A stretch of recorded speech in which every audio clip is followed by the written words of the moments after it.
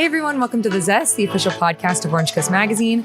I'm Chelsea Rainieri, and today's guest is the founder and president of Voluspa, a global luxury home fragrance brand that's based in Irvine and offers everything from glass and tin jar candles to diffusers, room spray, hand care, and more. The candles are vegan, free of sulfates, phalates, parabens, and pesticides, and are handcrafted in California using a clean-burning coconut wax blend. They are sold in thousands of boutiques worldwide, as well as Anthropologie, Sephora, Bloomingdale's, and more. Thank you so much for being here today, Troy Arntsen. Thank you, Chelsea. I'm so excited to be here, and thank you for having me on today. Of course. I am such a big fan of your candles. I give them for gifts, I get them for gifts. So this is such an exciting conversation for you to have. Oh, I love hearing that. Thank you. Of course. So I read that you grew up in Minnesota. What were you like as a kid? Yeah, Minnesota's great, cold, freezing cold. We have it so great here in Orange County. Mm-hmm. As a kid, I loved the outdoors. I loved getting out on the lake. I like sports pretty well, though I was not necessarily great at any of them, but I enjoyed it. And then I guess I was kind of entrepreneurial as a kid.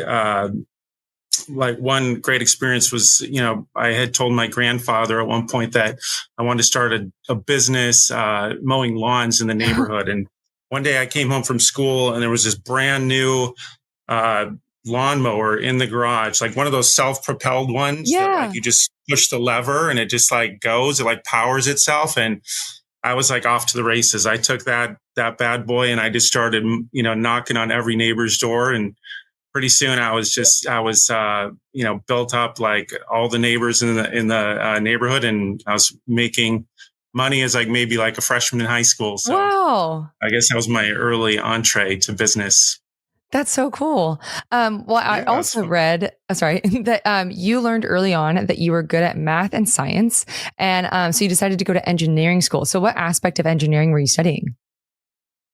Yeah, I went to the University of Minnesota and I studied mechanical engineering, and it was super fascinating, but a little unfortunate that as I was getting closer to graduating, I was really realizing that I just couldn't sit there and do engineering problems for hours. Yeah. I was I'm someone who kind of needs to bounce around, my thoughts wander. And so I realized that I needed to shift a little. So I kind of pivoted into industrial engineering, which is a little more business elements. I got to take some economics classes that I thought were super interesting.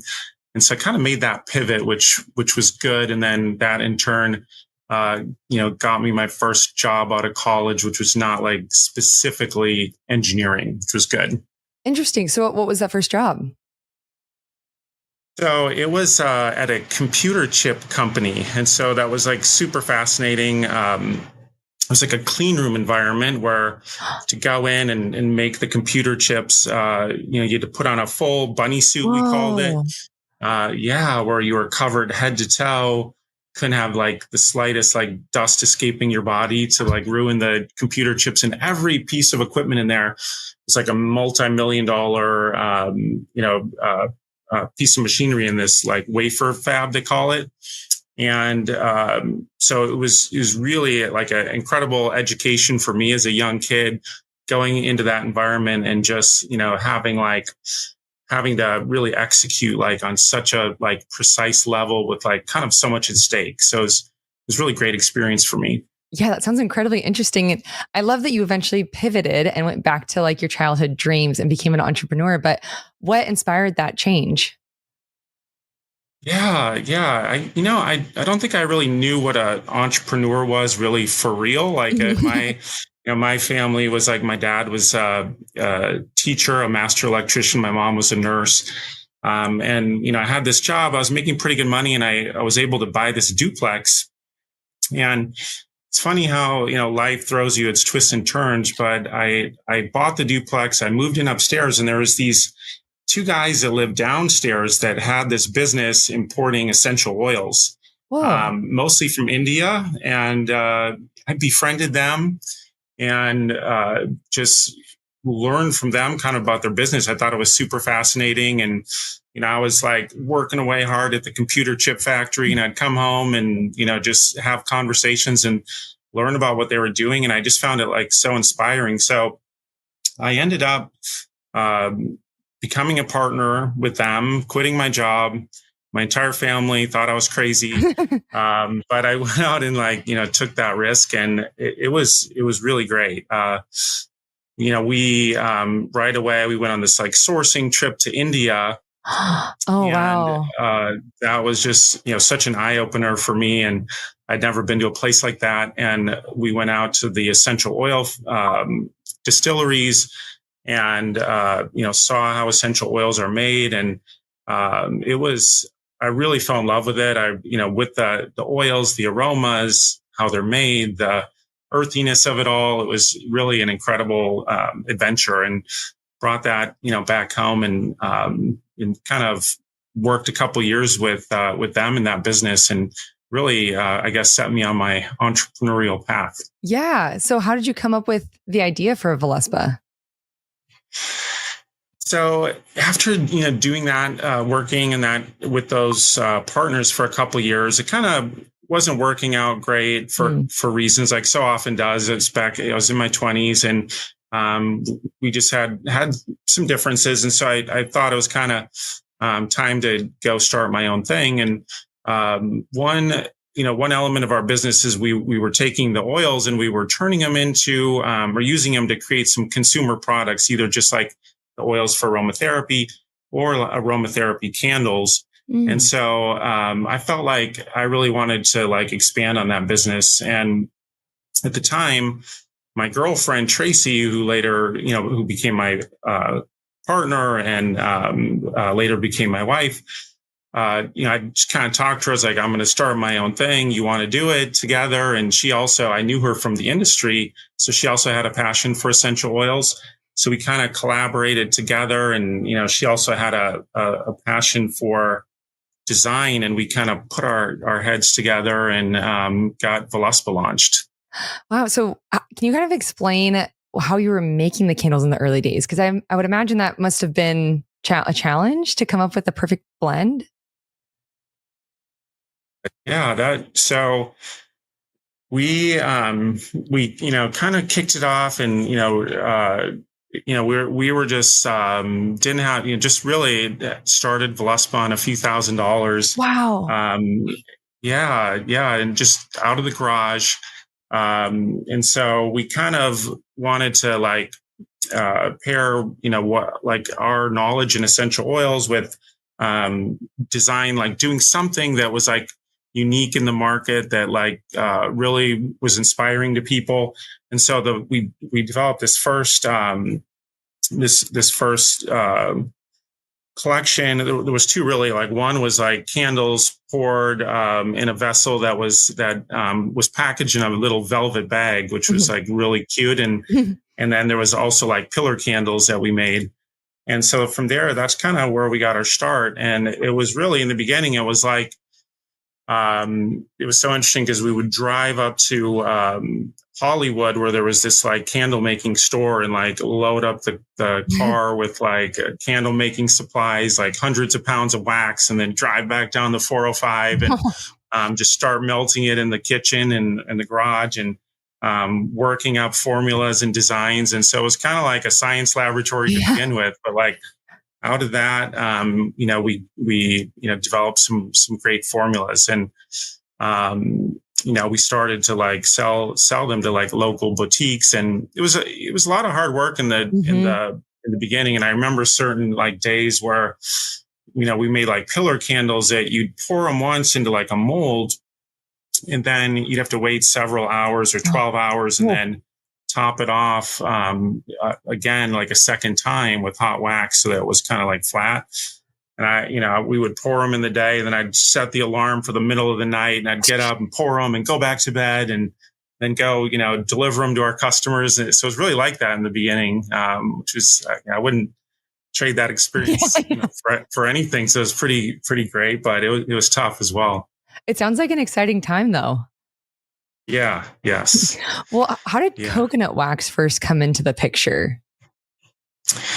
Yeah, as Voluspa was growing, gaining success, we were doing well. We were, sold in a lot of really great places. At that time, consumers were really pivoting towards natural ingredients, which was really like a staple for us with our fragrances. Um, but we love this idea of like doing a natural wax, and we experimented a lot with soy waxes as they were coming onto the market, but we didn't really love it. We just didn't feel like our fragrances really came through nicely. It didn't quite burn the way we wanted. So I guess that's where my engineering background kind of Nice. became useful once again. Yeah. I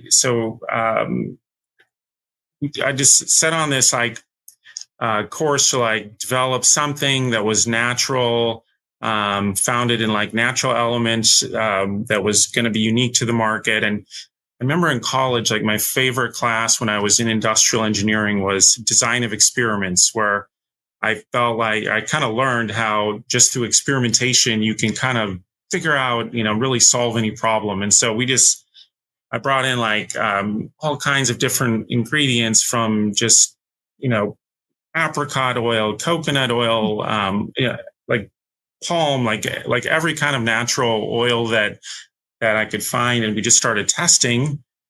And the one I really landed on was the coconut. It was like, it is a little, it's more expensive, and but being a luxury brand, that was possible for us. And as we're developing it, it's like, you're familiar with Voluspa candles, but it just has this like beautiful creamy finish to it.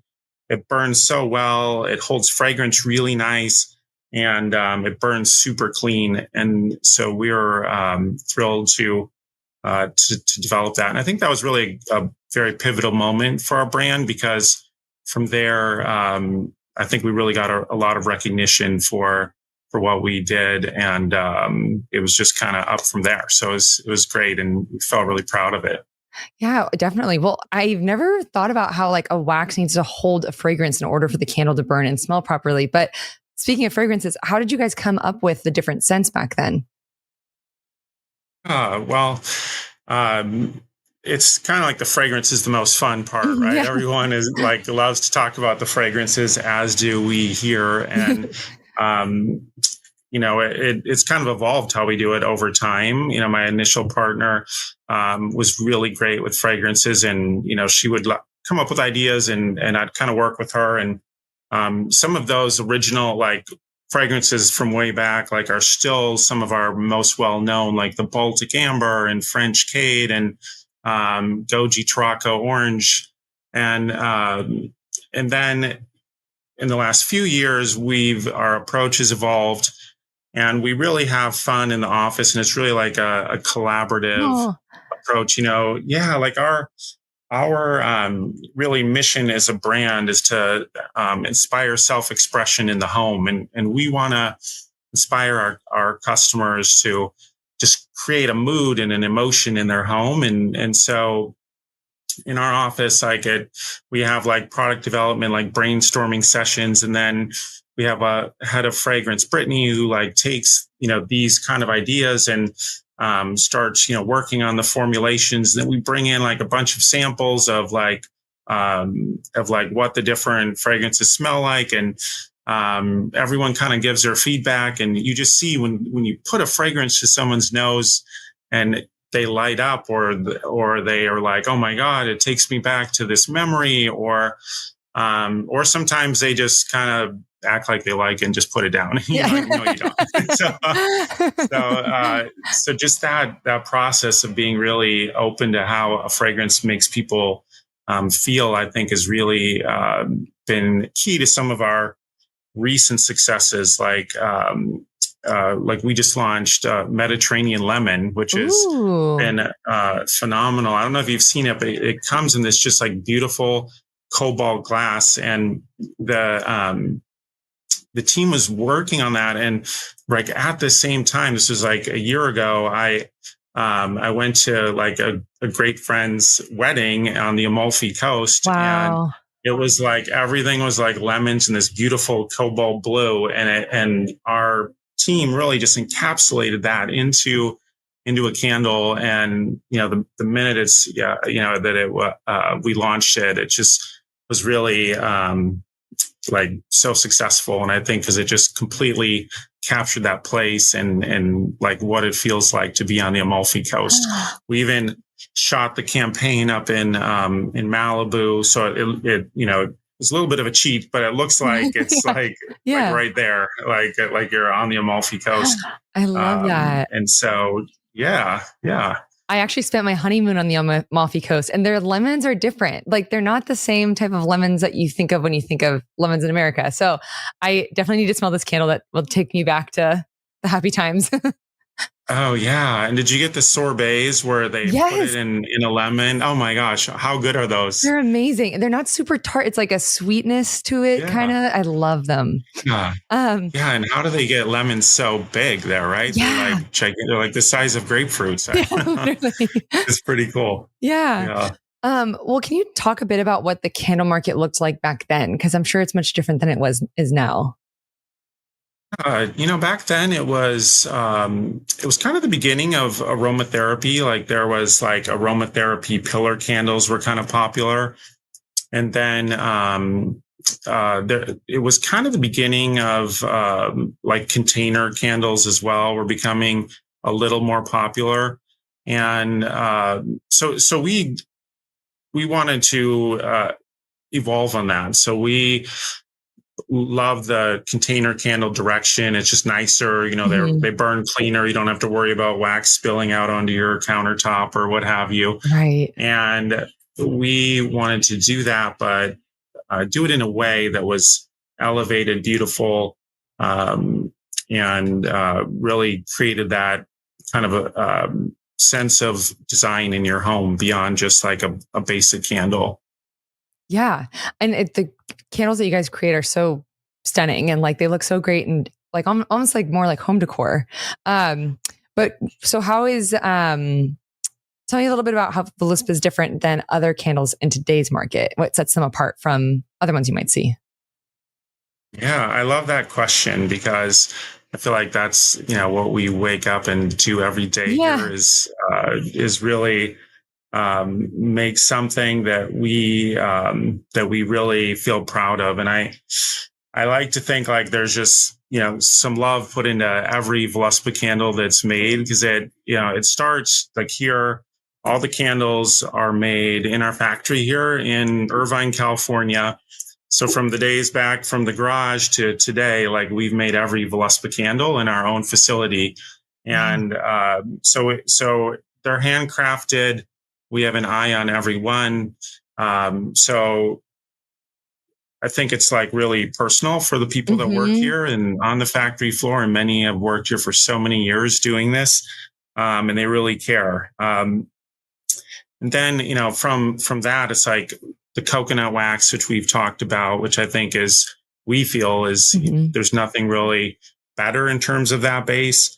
Fragrances that we created, they're, quite natural and sophisticated in the way that we develop them. So that's kind of like the core elements, but then we add on top of it is these beautiful radiant vessels that we create, that we custom design. Jimmy, who's like head of our product design, he's been like designing these vessels for, so many years. And I think, it's really, again, it's a very collaborative approach here, but we always want to, speak to that mission of having our customers be able to express themselves in their home. And we need to have a vessel that like really speaks to the fragrance, that when somebody, sees it, they know that's a Voluspa, and they feel it creates that like sense of feeling in their home that that they really look forward to coming home to. Yeah. I've never thought of it kind of like your signature perfume, your signature scent. It's like your home's signature scent. It's nice. Yeah. Yes. And some of the evolutions that we've in our recent collections are so great in the sense of like noble fir garland, which is like the holiday Christmas scent.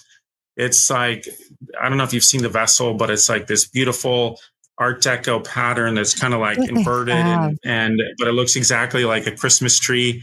And so you look at it and you just get put in the holiday season, and the scent matches the vessel perfectly. And so it really allows you to create like such a holiday moment in your home just with the candles themselves. Totally. My mom actually burns that candle on Christmas, so that takes me right back into the holidays. Well, I love that. Yeah. Let's fast forward a bit to 2019 when Voluspa opened its first flagship store at Fashion Island. And it's actually the brand's only brick and mortar location worldwide, which is such a flex for Orange County. But can you tell me a little bit about this storefront?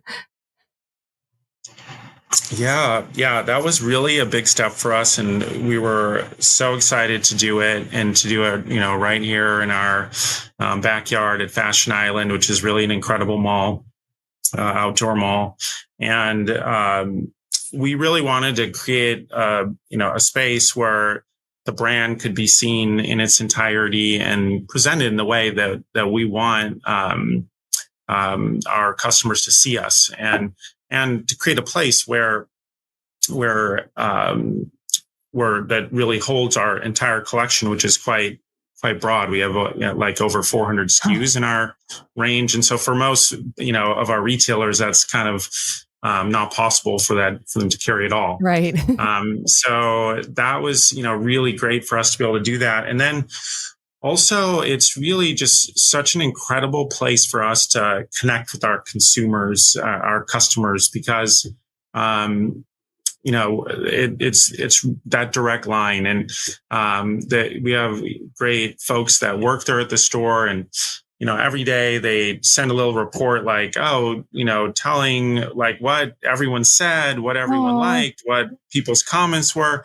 And I read it every day because I'm so interested to like hear what, everyone is thinking and feeling about everything that we do, particularly any kind of new products that we're launching. And so that's really helped us to like learn a lot, to be really connected to the people that we're hoping to inspire in their homes. So it's been great that way. And we can also, kind of test new products there as well, try it out before rolling it out to like our full distribution. Ooh, so Orange County gets a sneak peek of some of the newer stuff. Yes. Yeah, it really does. Yeah. Well, go ahead. Speaking of that, of Orange County, just a little scoop on that is we are actually opening our second store. And so that's going to be at the Brea Mall, and that's we're really dedicated to Orange County, love Orange County, our home, and we're really starting here. And I don't know if you've been over there recently or have read about it, but the Brea Mall is like, they're doing so much construction work there, and they're turning part of it into like an outdoor area. Our location's near the Nordstrom there, but it's like, it's really going to be such a beautiful, exciting mall. And so we're excited to like be there on the ground level. Like, I don't have the full list of brands coming in, but it's really good. How exciting. And so, and it's nice for us to be able to connect to that part of Orange County because it's a bit of a drive. It's for maybe 45 minutes away, so it's good to have those folks have a place to go as well. Do you know what year that's going to be, or month, or? That is coming up in June. Oh my gosh, amazing. Yeah, just 2 months from now. Yeah, they're like hammering away in there right now. And, it's getting close to being done. So yeah. Oh, I'm excited to go check it out. Well, speaking of the different stores that you have, can you talk a bit about Voluspa's retail strategy? Yeah, well, we talked a little about boutiques. Like, boutiques that's kind of where we really started, and the boutiques are really like kind of at the heart of what we do. we've had a really great,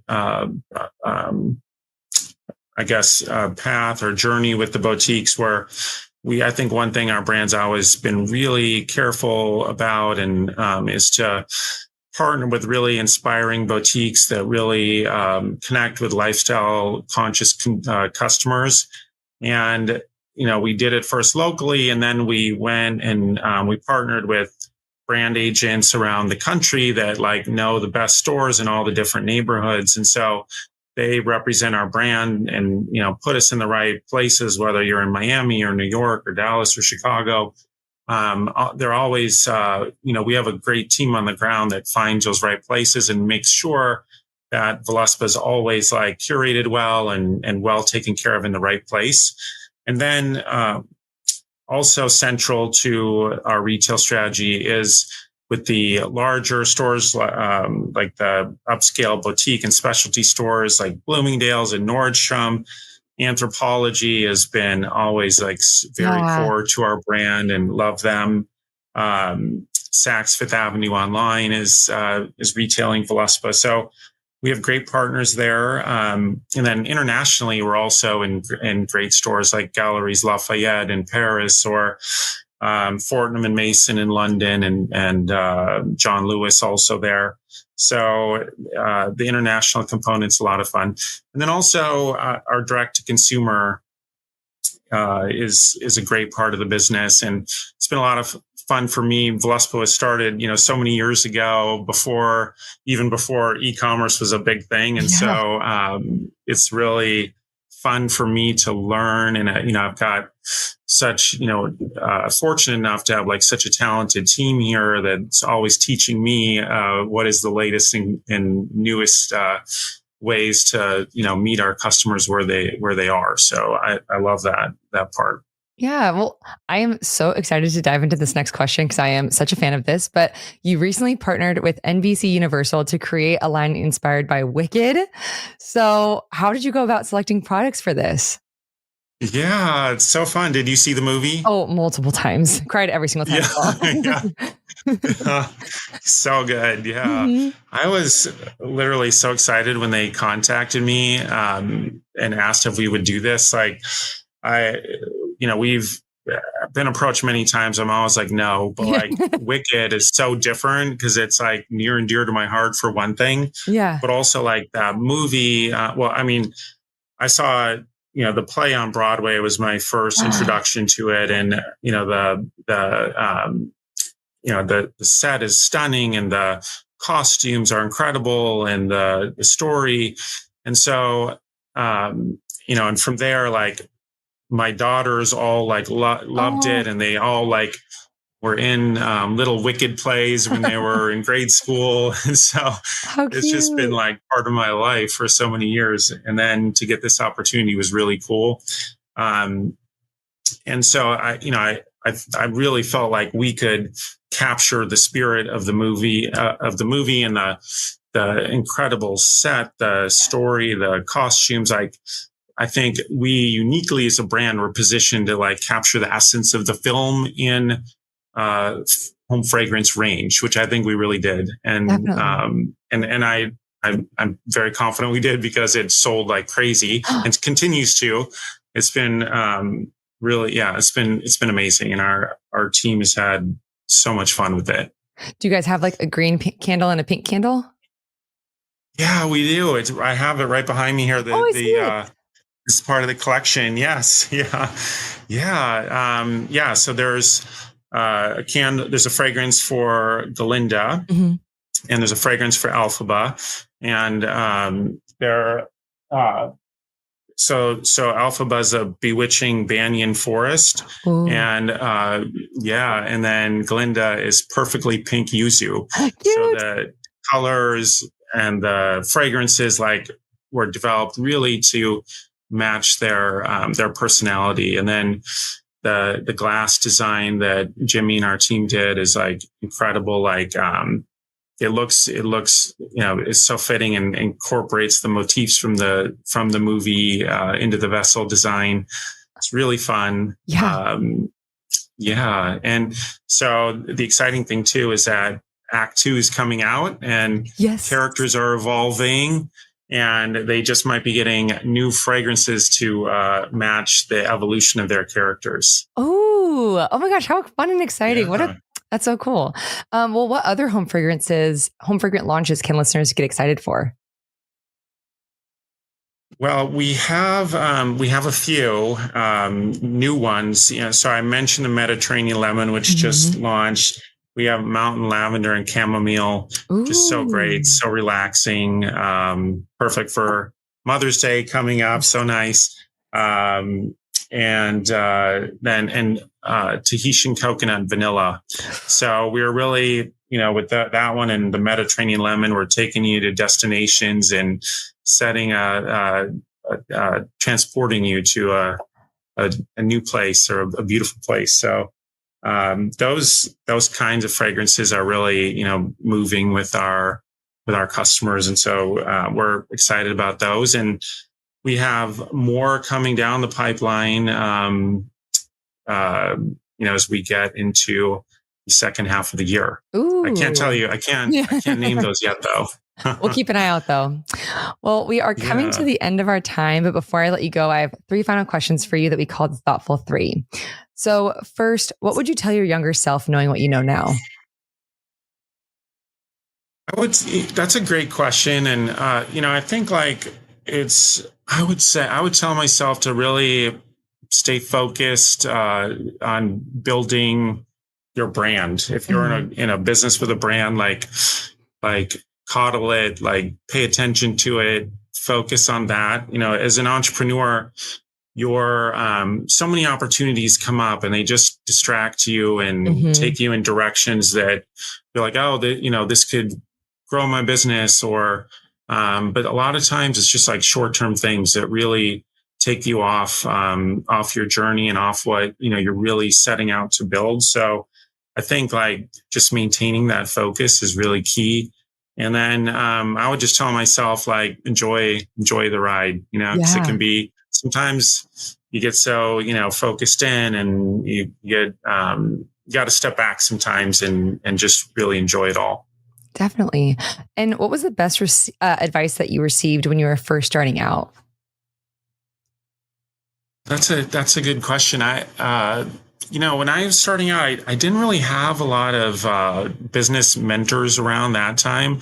At that time of my life, I have a lot of great people that give me advice now. But back then, I think I really took my lessons from the first company I worked for, that computer chip company. Yeah. And one thing that they did is they sent me to this Dale Carnegie class, How to Win Friends and Influence People. Oh, yeah.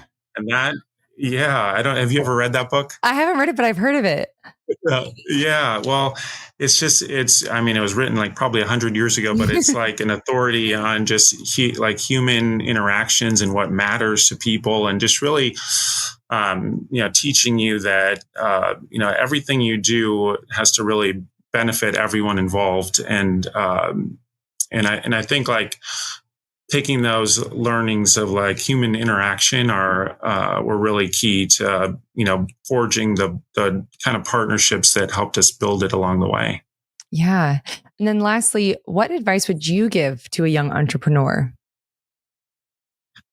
Yeah, well, first of all, I would just say keep balance in your life. I think the minute that the day that I had kids, I remember feeling oh my God, what am I going to do? My business is already over, consuming me. And now I have an infant, a little child. Yeah. But that actually made me the best entrepreneur. That was the best thing that ever happened to me, because it forced this balance, and that became the priority rather than the business. And ironically, it's that really made me a better business person, because I kind of stepped back and had the right kind of balance, which was really great.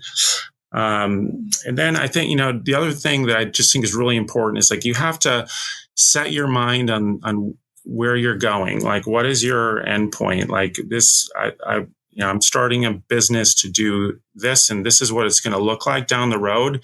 And you have to set your mind that that's where I'm going. It's decided, it's set in stone. nothing's going to stop me. People start a business, and I see so often, they run into obstacles, and then they stop and they say, oh, that didn't work. It's on to the next idea. But you really have to be like water, going down a hill. You know where that water is going to end up, right? But it hits a tree or a rock and it pools, and then it goes around it and it finds its way to its destination. So you have to be like water and just get there no matter what. Don't let yourself get stopped. Oh, I love that metaphor. Well, thank you so much for doing this. This was so fun getting to talk with you. I loved getting to learn the story about Voluspa. Thank you. It's been a lot of fun, Chelsea. And I would love to have you come down sometime, and you can pour a candle here in the factory since you're in Orange County. That would be a dream. Thank you so much.